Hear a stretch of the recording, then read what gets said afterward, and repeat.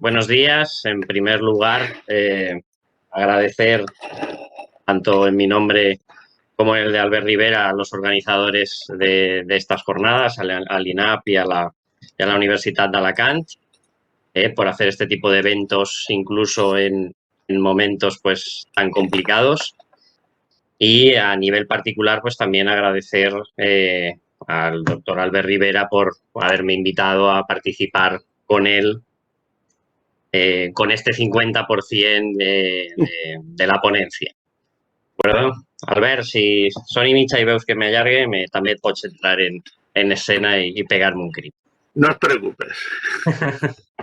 En la presente ponencia lo que vamos a hacer es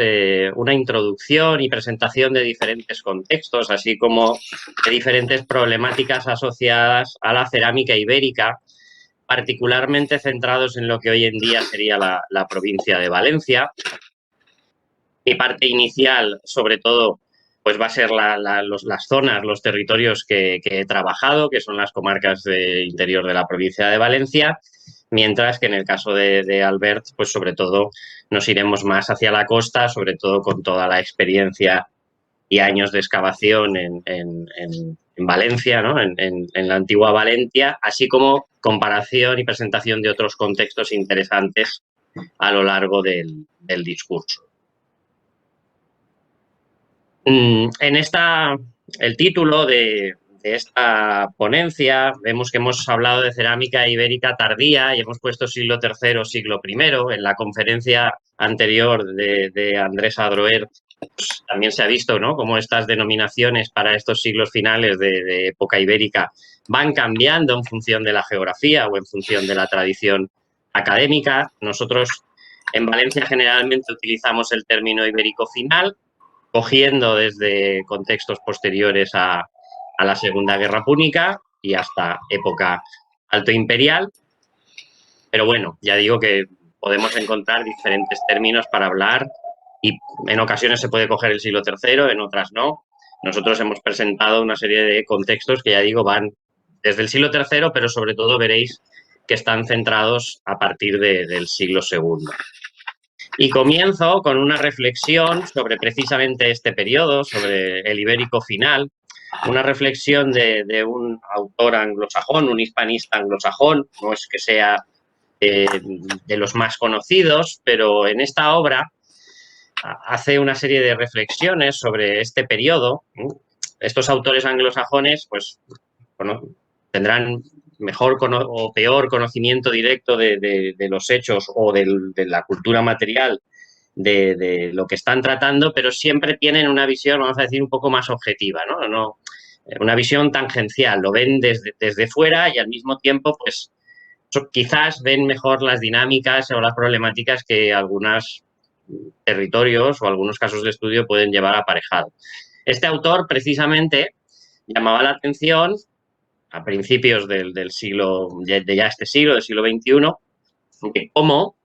en la Hispania antigua, precisamente una de las fases que él consideraba que se conocían peor o que se habían trabajado peor eran estos siglos finales del mundo ibérico, ¿no? La fase final del mundo ibérico. Decía que veía cómo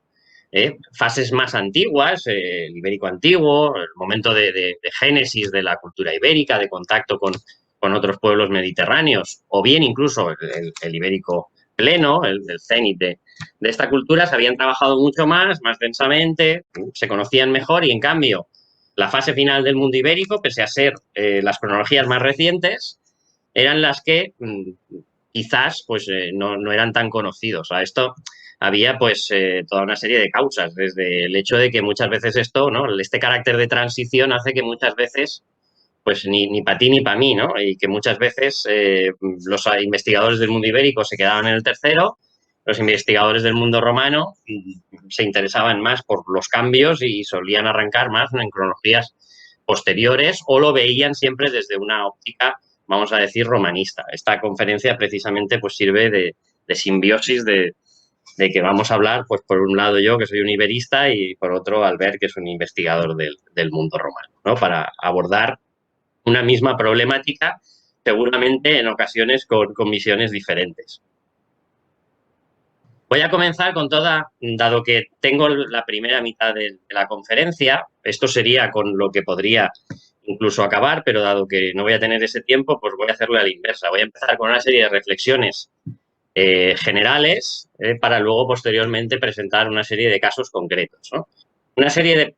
reflexiones sobre la cerámica ibérica, algunas pues vemos que son compartidos con otras ponencias, algunas de estas ideas. Veis que he puesto problemas de la cerámica ibérica, pero también tardía, es decir, no son exclusivos de las cronologías finales, es decir, son una serie de dinámicas que se pueden detectar en toda la evolución de la cultura ibérica, pero que quizás se agudizan, ¿no?, en estas cronologías finales, ¿no? Respecto a los estudios de cerámica ibérica, hay una gran heterogeneidad. Al final no deja de ser una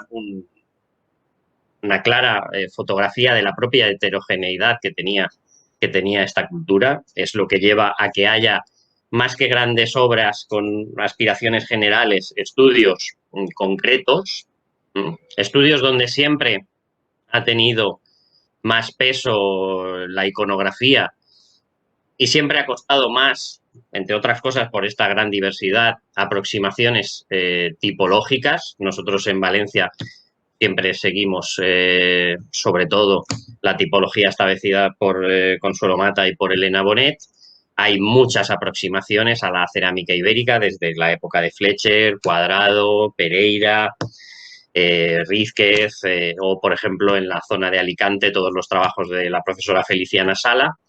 pero que nos ilustran, ¿no?, esta heterogeneidad y esta fragmentación de estudios, y en función de lo que toquemos, pues gastaremos una tipología, gastaremos otra, aunque todas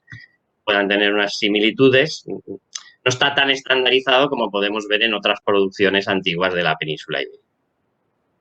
Por otro lado, a nivel incluso también de autocrítica, en la cerámica ibérica no están tan extendidos los estudios arqueométricos, las analíticas de pastas o de restos de contenidos, pero bueno, esto al final es un problema de la propia investigación, ¿no? Muchos estudios, igual de gente que está comenzando la fase predoctoral, sin proyectos detrás, sin capacidad para hacer estas analíticas, pero bueno, yo creo que un poco va a ser por donde va a tirar los estudios del mundo ibérico a nivel cerámico en los próximos años, ¿no? Necesariamente, entre otras cosas, para intentar paliar algo que ya hemos visto en la conferencia de Andrés y que nosotros también lo vamos a intentar dejar claro o patente, es el hecho de la complejidad de este concepto de fósil guía o fósil director en el mundo ibérico. Hay un vídeo mucho a los colegas o compañeros que se dedican a otro tipo de producciones, griega, con mucha más precisión a la hora de, o cronologías, vamos a decir, más acotadas, ¿no? En el mundo ibérico hay piezas que fijan cronologías o que pueden establecer cronologías, pero son más bien tendencias, ¿no? Tendencias que igual pueden abarcar 2 siglos de duración, es decir, una pieza que, pues bueno, esto parece que sea del siglo IV. ¿Puede aparecer en un contexto del tercero? Probablemente. ¿Puede aparecer en un contexto del quinto? Probablemente. Es decir, una cosa es establecer algo de forma muy clara y otra cosa es establecer tendencias. Nosotros esto, pues quizás en la cerámica ibérica tenemos excesiva dependencia muchas veces de las importaciones. Yo, que sobre todo he trabajado en las cronologías tardías, pues lo admito, ¿no? Al final yo tengo una serie de tipos, de formas, sobre todo yo que trabajo arqueología del territorio, que no estoy acostumbrado a ver piezas tan maravillosas y tan grandes como las que ha presentado Andrés Adroer anteriormente, que trabajo muchas veces con fragmentos en los cuales pues las decoraciones muchas veces son mínimas o residuales. Pues a partir de las formas es muy complicado establecer cronologías, vamos a decir, más precisas, ¿no? Hay una serie de tendencias. A partir del siglo III tenemos, ¿no?, el gran buque insignia que son los Calazoid, que aparecen. Tenemos pues mayor abundancia de bases con pie alto. Tenemos todo el tema lógicamente, de la iconografía, bordes de ánfora característicos, tendencia más moldurada, incluso plana, transiciona a lo que luego serán pues estas protodolia típicas del siglo I antes de Cristo. Ahora luego lo veremos a partir de una serie de conjuntos, pero es complicado, ¿no?, establecer en conjuntos donde igual que estamos tratando territorios de interior, donde las importaciones no son siempre tan abundantes como en ámbitos costeros, pues es complicado. Bueno, entrando ya en materia, voy a presentar conjuntos, problemáticas, que más o menos todas siguen un mismo esquema de presentación, proveniente de tres territorios del interior de la provincia de Valencia, el territorio de Quellin, ahora lo veremos, hoy en día lo que sería la meseta de Requena-Utiel, el territorio de la Carencia, a grandes rasgos lo que hoy en día sería la Hoya de Buñol, y el más conocido probablemente el territorio de Edeta, es el que menos trabajado, es el que menos he trabajado directamente, lo presento por una serie de cosas concretas y que pues bueno, tiene la problemática siempre de la diferencia entre la gran denominación de la Regio Edetania o lo que sería, ¿no?, en sí el propio territorio del Edeta más circunscrito a lo que hoy en día es el Camp de Túria, pero bueno, las dinámicas, vamos a ver cómo las dinámicas de estos tres territorios son muy diferentes, a pesar de ser vecinos y ser tres zonas muy cercanas. Cada uno vive una evolución y los conjuntos, lógicamente, también van a tener diferencias. En primer lugar, en la meseta de Requena-Utiel tenemos la ciudad ibérica de Quellin, excavada desde mediados del siglo pasado y, sobre todo, pues en las últimas décadas capitaneada por la siguiente ponente de estas jornadas, la profesora Consuelo Mata, donde en estas, ya digo, voy a seguir siempre el mismo esquema porque los tres casos de estudio sí tienen una misma problemática. Y la misma problemática es que los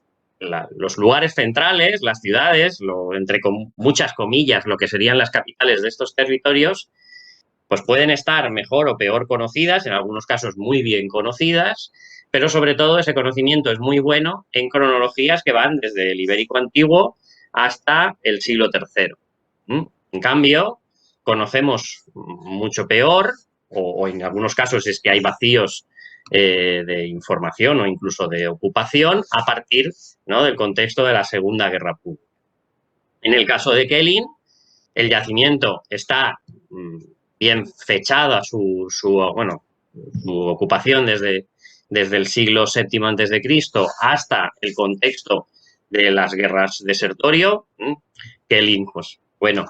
no tenemos la espectacularidad de los conjuntos del Libisosa, pero sí que a partir de los materiales en superficie, a partir también no solo de cerámica, sino de numismática, se fecha bien que su abandono pues estaría en torno al 75 a.C. Pero, en cambio, en el solar, donde están las excavaciones, en la parte alta, lo que sería la acrópolis de estas 10 hectáreas de yacimiento, los niveles, precisamente, del siglo II a.C. en adelante, se conservan muy mal. Es decir, se ha podido excavar poco. Sabemos que el asentamiento está ocupado porque en prospecciones en superficie, la serie de sondeos que se han hecho en la zona más al norte, ahí sí que aparecen niveles, vamos a decir, finales. Pero, en cambio, el asentamiento, las excavaciones que se han podido desarrollar en él, no se conservan tan bien.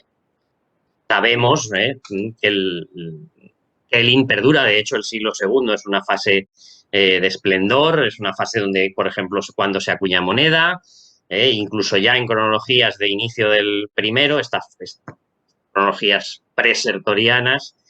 tenemos piezas pues de la riqueza de los conocidos, ¿no?, vasos figurados con decoración fantástica como el de los hipocampos o el vaso de la gigantomaquia o de los nadadores. Esto sería la fase final, ¿no?, de este asentamiento, pero por desgracia estos materiales pues provienen de o hallazgos casuales o no tan casuales o superficiales en prospección. No tenemos bien localizados niveles probablemente pues porque eran los que están más en superficie, porque hay unas ocupaciones posteriores en época islámica, por las causas que sean. Es el panorama del cual arrancó mi tesis doctoral cuando intentamos estudiar la evolución no solo del asentamiento, sino de su territorio en la fase final, ¿no? Yo aquí hago un alegato, no voy a entrar mucho en detalle, puesto que posteriormente me consta que Chelo Mata también va a abordar para qué sirve, ¿no?, todo el tema este de los usos y valores de la cerámica en la arqueología. Pero bueno, yo aquí hago un pequeño alegato a la defensa de los estudios de la cerámica, incluso proviniendo de un ámbito como es el mío, que es el de la arqueología del territorio. La arqueología del territorio carece de sentido y carece de fuerza si no tiene en una fase inicial un buen estudio de los materiales. Si falla el estudio de los materiales, aunque sea de prospección, todo lo que viene después, todas las analíticas, todos los estudios con SIG, lo que queramos, carece de sentido o se va a hacer mal. Lógicamente la cerámica siempre se relaciona con su uso de aportar una cronología, pero no es exclusivo, es decir, podemos rastrear mucha más información a nivel de redes de comercio, intercambio interno, externo, importaciones en uno o en una u otra dirección, pero es que también, y sobre todo muy importante cuando estamos trabajando datos de prospección, nos permite hacernos una idea de qué tipo de asentamiento estamos investigando, qué carácter tendría, si permanente, si temporal, si tendría una función de hábitat, una función productiva, una función de almacenaje, ¿no?, y también su propia estabilidad. Toda una serie de variables que hemos de tener en cuenta. En el territorio de Kelling hay una densa ocupación en la fase final, no tan densa como en los siglos anteriores. El siglo II es un siglo de continuidad. Gran parte de las dinámicas territoriales que teníamos en el tercero perduran en el segundo. La gran ruptura es en el siglo I. Por suerte, a nivel de producciones cerámicas, tenemos identificadas algunos centros productores, como es el caso del horno de la Maralaga, en la zona norte del territorio, lo que hoy en día es el término de Sinarcas, que fue excavado en los años 80-90 y que fue estudiado por Luis Lozano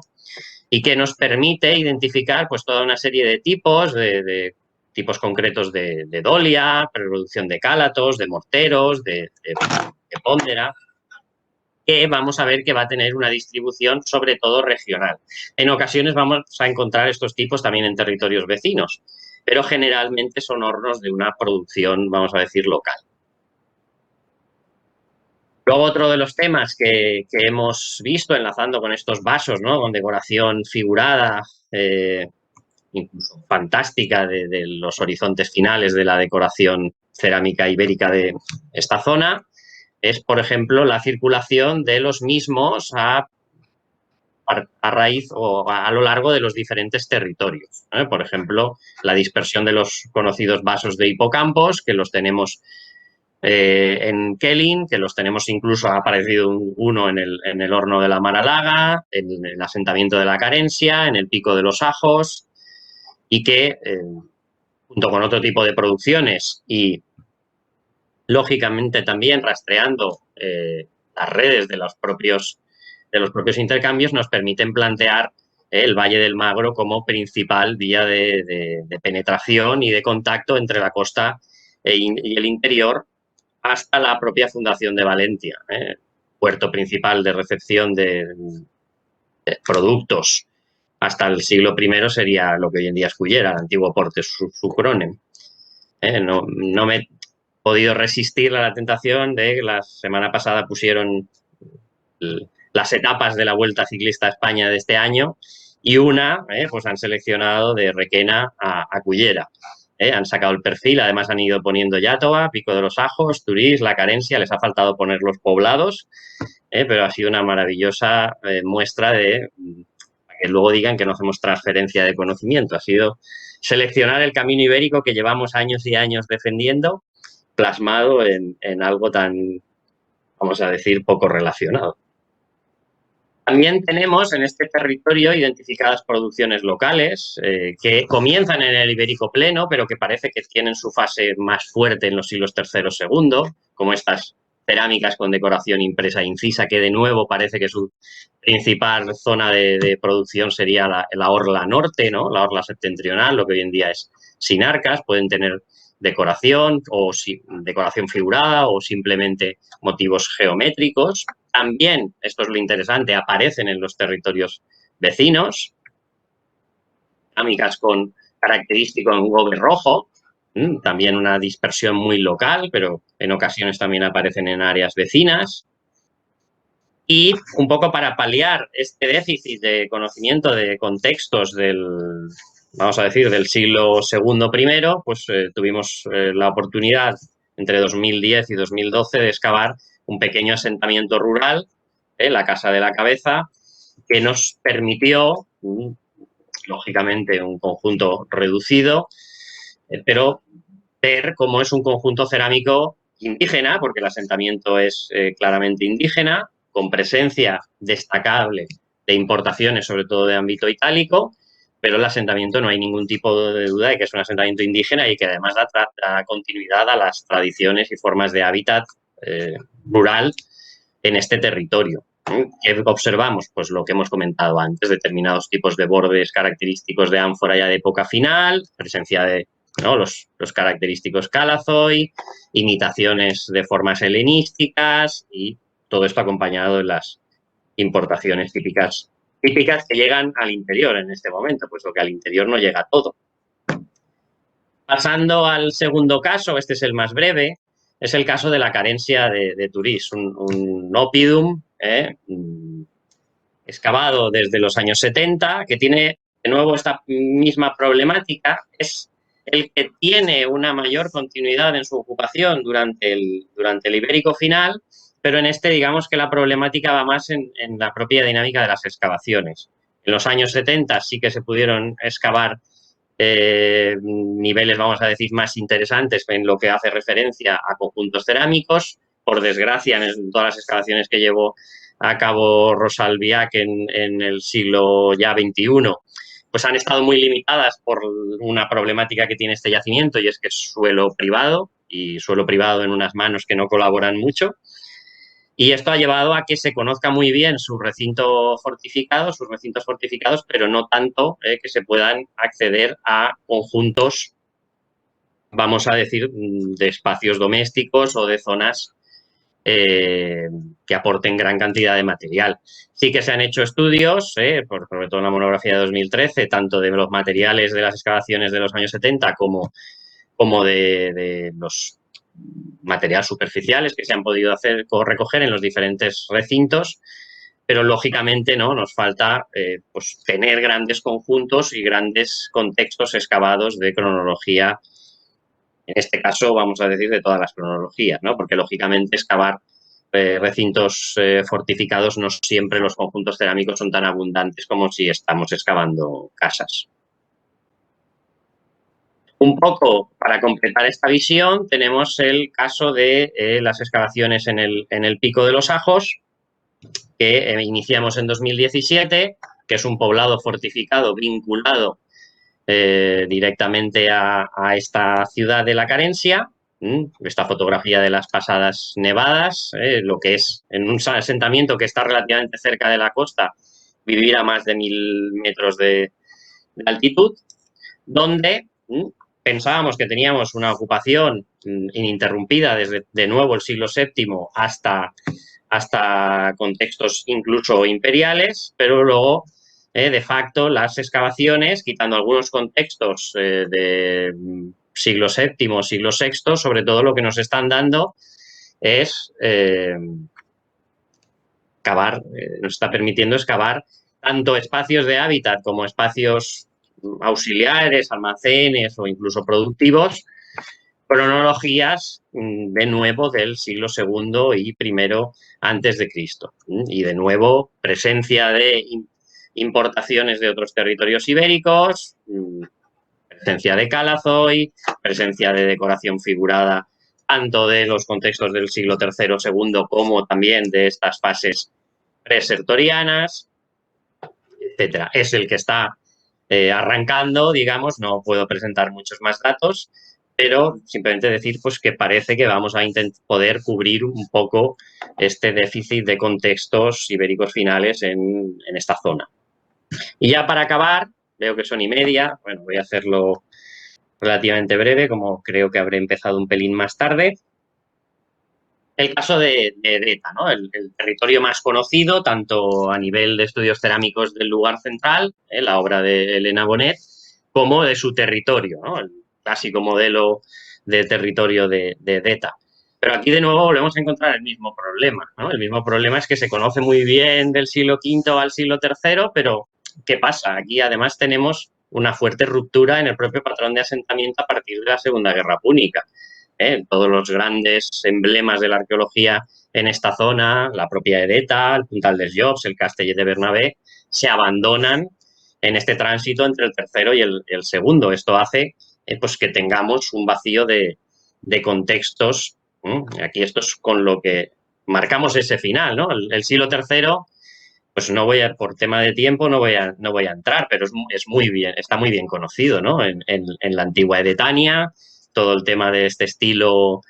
figurado narrativo, el concepto de los vasos de encargo, muy bien estudiado en Edeta y que tiene, ¿no?, su difusión por todo su territorio y de nuevo también por territorios cercanos. Pero esto es la foto final, esto para en torno al 200 antes de Cristo. Tenemos una dinámica complicada a nivel de interpretación territorial de lo que pasa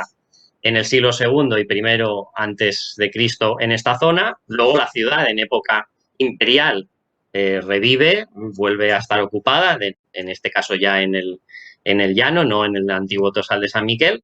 y en medio hay casi 200 años de falta de información, ¿no? Y que lógicamente se tendrá que leer desde una perspectiva territorial, ver qué pasa. En medio de este vacío, pues tenemos este hallazgo relativamente reciente de unas excavaciones urbanas en el entorno de Giria, donde el equipo de Francisco de Manuel pues excavaron unos hornos que están produciendo cerámica precisamente en la fase final de este vacío, entre el contexto de la guerra de Sertorio y época alto imperial. Tenemos imitaciones de formas clásicas, tanto campanienses como de terra sigillata itálica. Tenemos las mal llamadas dolias Ilduratin, tenemos producción de póndera, cálatos, es decir, es un conjunto muy interesante precisamente porque se está produciendo cerámica en un momento en el que no tenemos tan claro cómo es el poblamiento en esa zona y que va a permitir un poco paliar lo que probablemente sea la fase de la cerámica ibérica peor conocida, ¿no? que es este siglo I antes de Cristo, de nuevo por este carácter de transición entre lo que es ibérico y lo que es romano. Ya para acabar, simplemente, esto es más del siglo III, pero consideraba interesante presentar, puesto que bueno, ya se conoce, pero sobre todo las últimas novedades, que este territorio aporta a nivel de la apicultura, ¿no? La Edetania, entre otras cosas, su territorio se define muy bien por el radio de dispersión de estos objetos que, bueno, ya son por todos seguramente bien conocidos por los estudios de Elena Bonet y de Consuelo Mata, que aparecieron en los yacimientos emblemáticos del Camp de Túria. Son colmenas, colmenas cerámicas, que se ubicaban pues bien en los patios o bien en los techos de las viviendas, con las características estrías para ayudar a fijar los panales. Todo esto se pudo conocer muy bien, tanto por estudios, como ven arriba, de etnoarqueología, como de otros paralelos de producciones apícolas en el Mediterráneo antiguo. Pero esto, pues en la última década hemos avanzado mucho en el conocimiento de esta práctica, gracias sobre todo a partir de este yacimiento que excavaron Paula Jardón y Guillermo Pascual en Ribarrocha, en el paraje de Porchinos, donde se excavó un asentamiento rural, pequeño asentamiento rural, lo que sería una granja, pero que en este caso estaba completamente especializada en la producción apícola, era un colmenar, ¿no? un tercio de la cerámica eran colmenas. De hecho, el artículo del estudio de sus materiales está publicado en la revista Lucentum. ¿Por qué era interesante este asentamiento? Uno, por la especialización. Estamos hablando de, ya ven aquí, un número mínimo de individuos de casi 200 colmenas. Lógicamente no funcionaban al mismo tiempo. Nos permitió establecer, ¿no?, tipologías de estos bordes, de nuevo ver pues, lo que es el panorama general del mundo ibérico, esta heterogeneidad, como incluso en una ocupación pues, que tiene 200 años hay tanta alternancia de diferentes tipos de bordes. La producción, sobre todo, comenzó en el siglo IV y se extendió hasta finales del tercero, comienzos del segundo. Pero no es la única fotografía que podemos obtener de la apicultura. Es decir, la apicultura es una práctica que, sobre todo en otras zonas, no tan vinculadas a lo que era Edeta, incluso más al interior o más al norte, continúa en el siglo II y continúa también en el siglo I. Y es algo que también tendremos que estudiar en los próximos años, ¿no? Conocemos ya muy bien la apicultura en el 4.3, ver qué pasa o cómo evoluciona esto en el 2.1. Llaman a la puerta, lo siento. Lo que tiene esto de las videoconferencias y el teletrabajo. Además, no solo fue interesante por la identificación de las colmenas, sino de otra serie de piezas que se podían asociar con la práctica apícola, tapaderas de colmenas. Claro, todo esto nos lleva a una reflexión. Estamos ante una producción completamente especializada que únicamente tenía lugar en la Edetania, o simplemente es que están haciendo las colmenas en otro tipo de material, que es el cerámico, diferente a otros, como estos que ven en la diapositiva, que no dejan prácticamente huella en el registro arqueológico. Recordemos que gran parte de los clásicos que han tocado la apicultura, pues precisamente cuando alaban la riqueza de una miel ibérica, hablan de la turdetana, hablan de la miel de la bética. ¿Cuántas colmenas tenemos en la Turdetania? 0. No se han localizado, pero seguramente se trata de una problemática del tipo de material, sin descartar que estemos ante una producción especializada y que luego pues tiene esta vinculación con la problemática de los calazoi como recipiente posible para el transporte y contenido de miel, y que ya esto directamente se lo dejo a mi compañero Albert Rivera. David ja vos ha donat les gràcies i tot això. Jo també li dono les gràcies a David perquè des d'un principi vaig veure que tratar jo soles el tema pues, seria una mica tendenciós perquè per la meva trajectòria pues, no sabria un poc introduir el tema de la millor manera possible. Perquè ara jo vaig un poc a eixir-me del tema de les jornades, perquè són ceràmica protohistòrica i ara anem a entrar més en la història. O sigui, ja mos eixim un poc de la protohistòria i mos clavem en part de la història. Entonces, òbviament, pues, jo tinc que parlar de València, sobretot, no només de València, però el cas és que el gran interès i la gran aportació de l'arqueologia de la ciutat de València en tota la investigació ceramològica és deguda a que tenim datos històrics, o sigui que ja estem passant de... También me pasa yo voy a hablar en castellano porque es lo que habíamos precisamente previsto, ¿no? O sea, vamos a entrar ahora en la historia, en parte, y vamos también a ver cómo esta historia, si se compagina de una manera tranquila y pausada con los datos arqueológicos, pues, bueno, se pueden complementarse lo que ahora se llama la transversalidad, ¿no?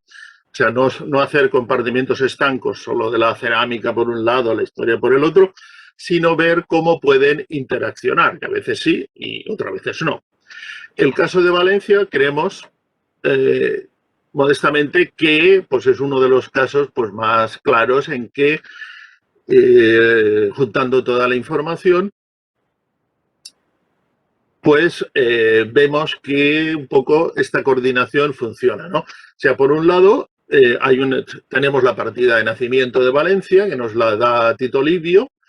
que nos dice que en tiempos del cónsul Junio Bruto, o sea, entre el 138 y 137 a.C., pues se fundó un oppidum.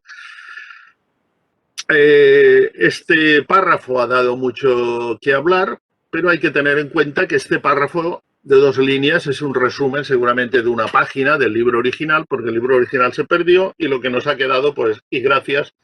es este resumen, ¿no? Luego, si juntamos los datos de la numismática de la moneda de Valencia, la numismática de Roma, la curiosa numismática de una colonia latina anterior de Italia, Vibo Valentia, que presenta los mismos motivos, pues vemos que ya no estamos en este ambiente ibérico con el que estamos tratando toda la mañana, sino que ya aquí entramos en otro mundo, ¿no?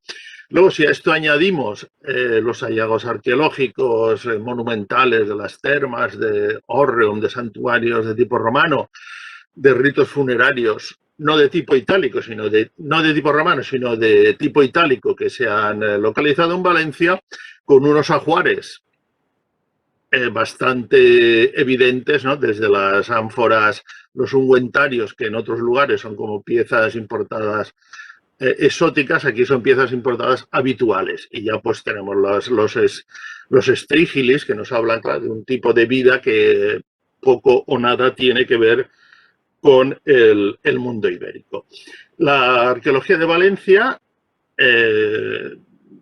vamos a verla empezando desde el principio, empezando desde los niveles de fundación. Y los niveles de fundación están a 4 metros, 4,5, 5 de profundidad, sobre un estrato de limos y de arcillas que están en el origen de una geomorfología fluvial, en la que encontramos desde restos de arados, que hablan de una fundación, hasta sobre todo una serie de cerámicas, en parte aisladas, como estas que vemos aquí, que son urnas vueltas hacia abajo. Estas pueden ser de la clase B ibérica o también de cocina de tipo romana, que son prácticamente iguales, pero en otros lugares pues vemos estas jarras, como hemos visto antes en la intervención de Andrés, que ya son claramente de una cultura, una tipología romana, ¿no? En estos ritos aislados, lo que la cerámica ibérica en sí pues no es escasa. Recuerdo, estamos entre el 138 135 antes de Cristo, que es en pleno época ibérica tardía, pero que es ibérica. Todo el entorno es ibérico, hemos visto Edeta, Quelín, la Carencia, ¿no? Pero aquí, a 30 kilómetros de alguno de estos yacimientos, la cultura material es totalmente distinta. O sea, y esto se ve sobre todo desde el inicio. Aparte de estas ofrendas votivas iniciales, particulares y escasas, también se han localizado grandes restos de ofrendas rituales en las que vemos en toda magnitud pues la entidad estadística de la cerámica ibérica. O sea, evidentemente hay cerámica ibérica, hay algún cálatos, pero, por ejemplo, algo que es bastante definitorio, como la cerámica para cocinar, que sería toda esta línea. Esto es cerámica importada de Italia para una gente que cocina a la manera de Italia, y pues se trae, digamos, sus sartenes y sus ollas se las trae de Italia, y evidentemente los vasos de beber y la vajilla de mesa de barniz negro, ¿no? Esto es un contexto concreto en las excavaciones de la Almoina, en el cruce Cardo y Decumanus, que alguien ha podido pensar que igual era el mundus, bueno, que es un elemento ritual de las fundaciones romanas, y en el que vemos que ya en este lugar pues la cerámica ibérica es una importación. Estamos en el área ibérica, pero aquí, en estos contextos iniciales de Valencia, la cerámica ibérica se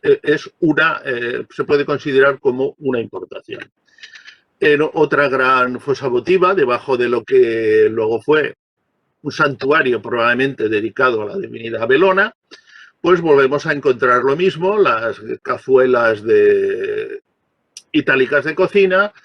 los vasos de paredes finas, las cerámicas de Campania, del norte y del sur de la Campania, las ánforas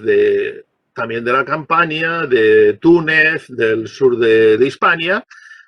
las ollas de cocción, que es cerámica itálica también, pero aparecen pues algunos elementos claramente ibéricos, siempre el cálatos y con alguno más como la cerámica gris ampuritana y algo de vajilla lisa, ¿no? O sea, después de lo que hemos visto que ha contado David, pues aquí al lado de yacimientos que tienen otro componente cerámico, sobre todo a nivel estadístico, pues aquí ya cambia directamente, ¿no? Gracias a las fuentes sabemos que es una fundación romana y lo podemos entender mejor. Otros hallazgos de fundación o un poco después que se han podido hacer sobre este estrato geológico arcilloso que por una parte nos marca que es el inicio de la ciudad y luego estudiando los materiales como estas ánforas greco-itálicas pues nos hace ver que sí, que estamos a mediados del siglo II antes. Lo normal es encontrar basureros con ánforas romanas y solo hay un caso, que es este que tenemos aquí delante, en que los restos de un banquete o de una comida de poca entidad, pues estos restos pues, dieron 3 cerámicas ibéricas prácticamente enteras, 2 cálatos y este otro vaso que seguramente proceden de la zona de Tarragona, de Foscaldes, con lo cual la cerámica ibérica que aparece en Valencia, pues también entraría dentro del grupo de las importaciones, ¿no? A un nivel de síntesis general de lo que es el nivel de fundación de Valencia, pues lo que destaca, pues bueno, son las ánforas greco-itálicas, aún no aparece la Dresel 1, la vajilla de Valnegro de Cales, de Nápoles, las cazuelas itálicas, y bueno, ya a la hora de montar este cuadro general, pues bueno, las únicas cerámicas con forma que hemos podido añadir pues forman parte de un único contexto que es el que hemos visto anteriormente, ¿no? Así la estadística pues no engaña, o sea, un 10 o un 15% de las cerámicas de la primera fase de Valencia pues es ibérica, lo cual quiere decir que el otro 80 y tantos % pues resulta que es importada, ¿no? En otros yacimientos coetáneos, pues asistimos al mismo panorama. Este sería el caso de Olisip o Lisboa, que recientemente pues, se ha podido comprobar comparando estos contextos con los de Valencia. Se ha podido comprobar que son prácticamente coetáneos y que coincidirían con la presencia de 10 junio bruto en esta zona, en esta zona que se sabe que fue donde fue procónsul entre el 138 y el 136 a.C., personaje que se encargó de organizar Lusitania después de la muerte de Viriato, ¿no? Entonces aquí, otra vez, en un contexto seguramente militar, en sus inicios, como fue la fundación de Olisipo de Lisboa, pues encontramos el mismo repertorio que en Valencia, o sea, estamos en el Atlántico, al otro lado de la península, pero encontramos el mismo repertorio anfórico, el mismo repertorio de barniz negro, las mismas ánforas, las importaciones sudhispánicas, que ya nos contó ayer Antonio algo sobre ellas, las ánforas africanas antiguas de Túnez, y todo el elenco de las greco-itálicas, ¿no? O sea, entonces, vemos que a nivel de yacimientos creados por Roma, en la península ibérica tanto da que estemos en el Mediterráneo, en el centro, como al otro lado de la península, porque el kit cerámico que se usaba, que usaban estos pobladores, en este caso militares, y en el caso en activo y en el caso de Valencia, militares, digamos, ya retirados, pues es prácticamente el mismo, ¿no? O sea, redundamos en esto, en otros contextos de otros yacimientos, como los de en la zona lusitania anterior, en el que en los campamentos de Lusitania, estudiados recientemente en la tesis de Javier Heras, vemos todo el elenco de piezas metálicas militares, armas, ánforas rodias africanas, itálicas, sudhispánicas, ungüentario, barnílico, etcétera, etcétera, cerámica de cocina itálica, y queda como una cosa anecdótica o muy minoritaria los cálatos, que bueno, pues debemos pensar que siempre aparecen en todos estos contextos, seguramente, bueno, como la teoría esta antigua de hace mucho tiempo de que transportaban la miel, que bueno, pues es un bien apreciado de consumo en todo digamos, en todo el mundo de la época, y curiosamente en estos contextos aparecen estos odres, estos bidones de cerámica que hemos visto ya en la anterior comunicación. Más de lo mismo, pues podemos hablar en Numancia, o sea, aquí estaríamos entre el 140, 130, caso de Numancia 133, en los campamentos de Numancia. Tenemos todo el grupo itálico, todo el kit, toda la vajilla para cocinar, comer y beber que usaban los legionarios. Y en este caso, la cerámica ibérica, pues parece que no se ha registrado, pero tenemos otro elemento ibérico, que es las cerámicas grises ampuritanas, que forman una extraña pareja a nivel de yacimientos no ibéricos con los cálatos. O sea, tendríamos dentro del contexto de los yacimientos de esta época, el binomio cálatos, jarrita gris ampuritana, pues es un continuo, ¿no? O sea, van de la mano en estos yacimientos, ¿no? Volviendo a Valencia, después de la fundación, lo que se han podido excavar por la arqueología urbana a lo largo de ya casi 40 años, pues una serie de contextos dentro y fuera de la ciudad. Este es uno de fuera, al lado del río, seguramente son los restos de la basura de las vasijas que se rompían al descargarlas en el puerto fluvial, y curiosamente entre ellas pues hay cerámicas ibéricas, es decir, que si esto es un vertedero portuario, que es lo que parece, la cerámica ibérica pues formaba parte de lo que entraba en la ciudad vía marítimo-fluvial, o sea, serían más cerámicas importadas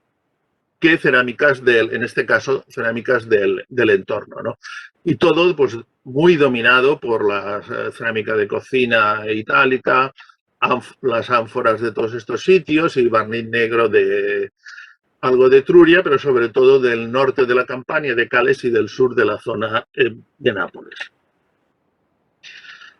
Una excavación muy interesante de Valencia ha sido el cementerio occidental, el primer cementerio, bueno, primero, de momento es el único que se conoce de la ciudad republicana, debió haber bastantes más. Este, curiosamente, para ser una ciudad romana, fundación romana, está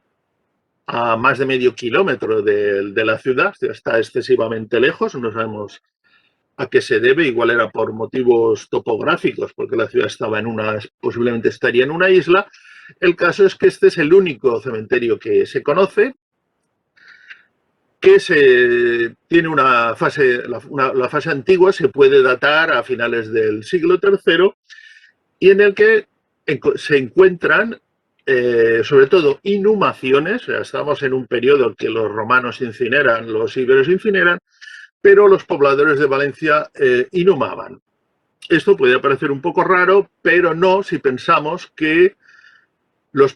colonos, los pobladores de Valencia, no eran romanos, no eran ibéricos, sino que provenían de las tropas auxiliares de los pueblos itálicos, sobre todo del centro de la península itálica, o sea, de la zona osco-umbra, que son poblaciones que hasta este momento seguían el rito de inhumación. Entonces hay toda una serie de enterramientos. Hay unos un poco más, digamos, privilegiados, alrededor de los cuales se juntan otros más, pero también hay alguna incineración, día de la primera mitad del siglo I antes de Cristo. Un elemento muy interesante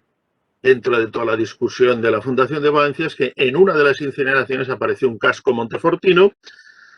el típico de las legiones romanas, bueno, que nos confirma la procedencia de esta gente.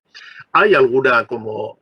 en todos los contextos de la ciudad republicana, hay cosas ibéricas. Cuando llegan al 10% del contexto ya parece ser que es muy abundante, como estas urnas cinerarias,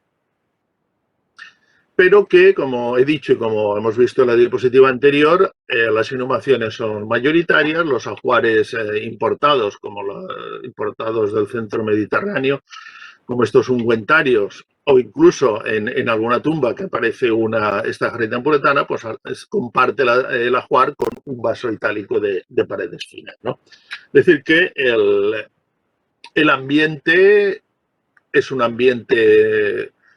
digamos, clásico, itálico, pero que incluso en estos ambientes pues, se encuentran piezas ibéricas bastante interesantes, como esta que se puede fechar. Este es un cálatos que tiene en cada una de las caras, pues tiene tiene animales, tiene 3 aves y un extraño animal cuadrúpedo que nos hace relacionarlo con el estilo simbólico que hemos visto en Quelín los Villares, ¿no? O sea que dentro de este panorama, pues bueno, los íberos están presentes de una manera, e incluso se han estudiado también los grafitos de cerámicas. En cerámicas, la mayoría son latinos, hay alguno griego y alguno probablemente ibérico, ¿no? Pero siempre, digamos, con esta dinámica. En otras excavaciones concretas, como bueno, la del santuario de Belona, que hemos visto antes, una fosa ritual, es una excavación muy interesante al norte del foro que se tendría que estudiar un poco mejor, pero que de momento lo que sabemos de ella, pues bueno, continuamos encontrando elementos centromediterráneos, antefixas decorativas de origen itálico, y es la única excavación en la que han aparecido laguinos de pasta blanca en Valencia, ¿no? Pero la ciudad en sí, pues parece que era bastante cosmopolita o con bastante diversidad, porque en otra excavación, en la zona noroeste, se ha identificado un santuario cuyo elemento principal es este pequeño, digamos, templo con un altar central, que es totalmente idéntico a uno que hay en el pueblo ibérico del Castellet de Bañoles, de Tivisa, hecho con muros de tierra, y que ahora, bueno, tenemos en prensa con otros autores, pues el estudio de un relleno datado al poco de la fundación, en el que, curiosamente, la proporción de cerámica ibérica pues, es bastante más elevada que en el otro santuario, ¿no? Entonces, esto entre la tipología del edificio, el estudio de los materiales, pues vemos que, como he dicho al principio, si juntamos todos los datos que tenemos, pues podemos intentar interpretar esta excavación, pues en este caso, por los datos que hay, de una manera diferente, tanto al del santuario de Asclepios de la zona monumental, como este santuario de Belona, que está al lado de la vía Hercúlea y que seguramente estaba relacionado más con los colonos y con digamos, la clase privilegiada de la ciudad. Esto a lo mejor formaba parte de un área sacra sobre la que luego volveremos, a la que acudían, pues seguramente por a lo mejor los indígenas que hubiera en la ciudad. Pero bueno, esto es una teoría, pero que se puede defender con datos, ¿no? Luego todas estas cerámicas, estas ibéricas, no sabemos si vienen de la zona del entorno o si vienen de la zona catalana, como en Tarragona, los hornos de Fonscaldes, que se han reconocido en otros sitios, o vienen de la zona puritana, porque siempre va asociado el cálatos con las jarritas, ¿no? En su zona originaria, pues bueno, se ha estudiado bastante y hay una seriación que prácticamente no permite muchas observaciones cronológicas, pero sí que permite ver que en una zona como la empuritana, que en la época ibérica tardana o tardorrepublicana, pues el material ibérico también está muchas veces, como en parte vimos ayer, está en minoría con respecto a los materiales importados, pues a lo mejor muchas de estas piezas que aparecen aquí pues vienen de allí. También hemos visto hoy, bueno, pues la aparición de cálatos en contextos púnico-turdetanos y también pues aparecen en la zona murciana, ¿no? O sea, estas cerámicas, o sea, también ha hablado David de que habría que hacer analíticas y evidentemente los cálatos serían un buen motivo para hacer este tipo de estudios, para ver si sabemos un poco de dónde vienen y también análisis de contenidos para ver si es posible determinar si efectivamente todos estos cálatos lo que nos están indicando no es un comercio de cerámica, sino un comercio de un bien alimenticio que iría adentro, como la miel, que tendría también sentido por los hallazgos de colmenas que se han hecho en varios sitios, ¿no? Dejamos el siglo II, nos metemos en el siglo I, seguimos un poco con la cerámica y con la historia. Y en el caso de Valencia, pues bueno, siempre toca poner un poco el nivel de destrucción de Sertorio, en el que, curiosamente, en este nivel de destrucción, que aparece en toda la ciudad, está confirmado la fecha por hallazgos también numismáticos, etcétera, que no vamos a entrar porque ya vamos pillados con el tiempo. En este momento, en este nivel de destrucción, curiosamente, hay un repunte del material ibérico, lo cual tampoco sería de extrañar porque la Valencia, como fue destruida por Pompeyo, pues está claro que debió o era partidaria de Sertorio o la había ocupado Sertorio, pero el caso es que los que vivían allí pues ya no podían depender de alguna manera de suministros marítimos, porque el mar estaba más o menos controlado por Roma, sino que a lo mejor esta cerámica ibérica lo que nos viene a decir, este aumento de la cerámica, lo que nos viene a decir es que la ciudad se tuvo que suministrar de su entorno, del entorno ibérico, o en todo caso del territorio que controló Pompeyo. Y en este apartado aparecen como ha dicho David, las mal llamadas urnas induratin, que son unos grandes, más bien son pitoi, ¿no? de almacenamiento que pudieron ocupar el lugar de las ánforas durante este periodo y que en Valencia son un fósil director precisamente de estos niveles sertorianos.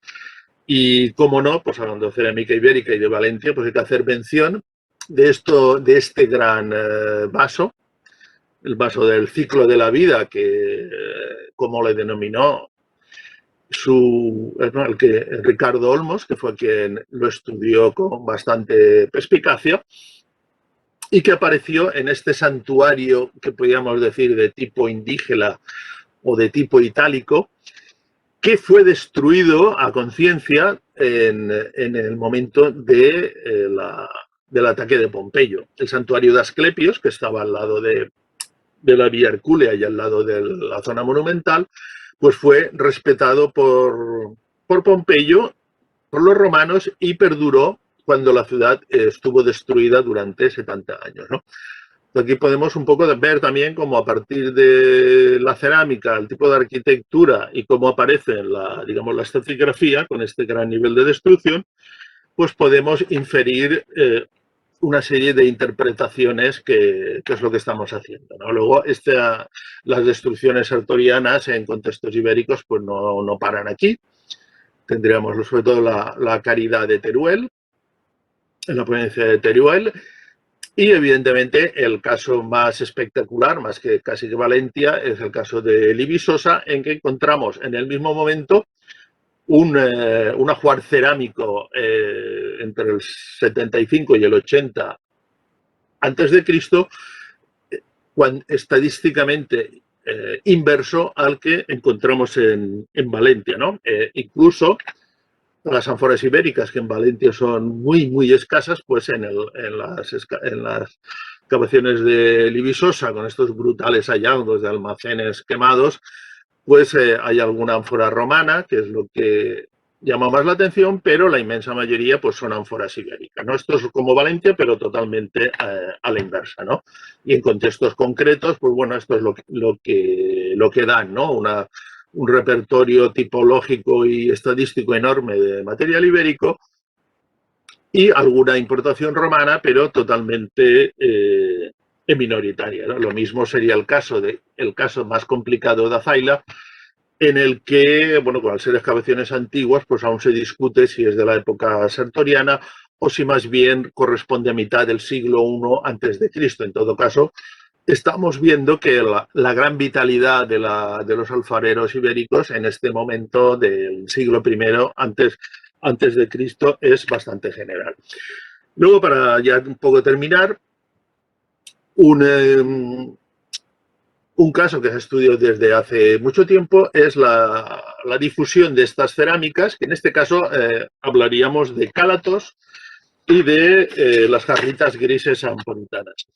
Hay dos maneras un poco de ver todo esto. Bueno, aparte de todos estos yacimientos en los que se ha podido localizar cerámica ibérica, incluida Salona en Dalmacia, una manera es, bueno, es ver los hallazgos en tierra, pero otra manera es ver este tipo de cerámicas, cómo están, cómo aparecen en los pecios. He hecho una seriación desde el primer pecio que tiene cerámicas ibéricas, que es el pecio de Viry-Safullet, que es el único, bueno, estas son las fechas, 230 a.C., en el que aparecen ánforas ibéricas y cerámica gris, en lo que debe ser el único pecio que exclusivamente o mayoritariamente transportaba material, digamos, ibérico. En todo el resto de los pecios, desde el siglo II hasta época augustea, lo que encontramos es o cerámica gris, o cálatos, o uno o los dos. Pero siempre, como en este famoso del Gran Conglué de principios del siglo II, con las 20 jarritas ampuritanas, esto plantea también la duda de si estas jarritas o estos cálatos con su miel pues formaban parte de la carga o si formaban parte del ajuar de la tripulación, porque siempre aparecen en unas cantidades bastante pequeñas. Pero el caso es que aparecen en la mayor parte de los pecios que se han excavado con cierta intensidad. Y pues bueno, pues lo que nos hace ver también que con esto se comerciaba, como se ha demostrado en un estudio de la cerámica ibérica en las Islas Baleares, curiosamente en Ibiza parece ser que es donde menos hay, pero en Mallorca y Menorca pues hay una gran profusión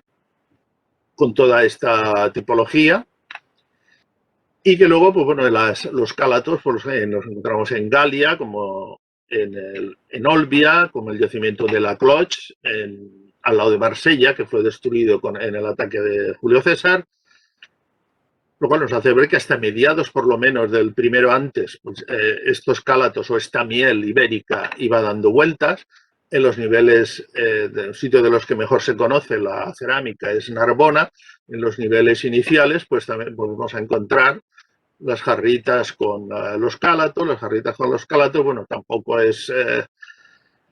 difícil explicarlo, bueno, Narbona está muy cerca de la zona empuritana, ¿no? En un contexto bastante abundante de Narbona, de los niveles iniciales, pues aparece también bastante cantidad de cerámica y podemos ver que tenemos las jarritas grises, los cálatos y este gran vaso tipo Foscaldes que ya veíamos en los niveles de fundación de Valencia, ¿no? Y en Italia pues también se encuentran en contextos de excavación urbana, como estos de Pompeya, que se han podido fechar a partir del siglo II antes de Cristo, y también aparece como ajuares en necrópolis, en Castillo-en-Chelo, en la zona etrusca, y en Pisa, en Taormina, en Sicilia. Así que el calatos, bueno, es un elemento normal en el siglo II, primero antes de Cristo. Entonces, ahora para terminaremos con el final de la cerámica ibérica, en este caso en el contexto de Valencia, y evidentemente hay que hablar del gran depósito ritual, del gran pozo del santuario de Asclepios, santuario que no fue destruido y que en un momento determinado, entre el 5 antes, 5 después, pues seguramente se hizo un gran banquete o un gran sacrificio ritual relacionado con la fundación de la nueva ciudad en la época de Augusto. E incluso, bueno, es muy curiosa esta lucerna que representa a dos personajes sacrificando un cerdo. Y es muy interesante porque junto con todas estas cerámicas aparecían los restos de cabezas de cerdo. Era como una foto del sacrificio que se había hecho allí. La mayor parte del material, aquí bueno, hay una selección en la foto y los dibujos, la mayor parte del material evidentemente era romano, pero había un grupo aún de cerámica ibérica, 78, aquí no hablamos de trozos, aquí hablamos de vasos, porque las piezas estaban todas prácticamente enteras, y en lo que podríamos llamar aún cerámica ibérica, pues había 78 vasos que representaban el 11,5% del número mínimo de individuos de este depósito. A nivel de paralelos, pues es bastante complicado, porque es un momento que para el ibérico tardío, como decía David, pues no se conoce muy bien, pues esto ya es en la fase tardía del ibérico tardío, se conoce bastante mal. Y luego pues, hay formas que evidentemente recuerdan a los antiguos cálatos, que ya no están. Hay cazuelas, hay formas que son como las cazuelas itálicas, pero hechas por un alfarero ibérico. Y luego hay formas un poco originales, como esta que vemos aquí en la foto, que es idéntica a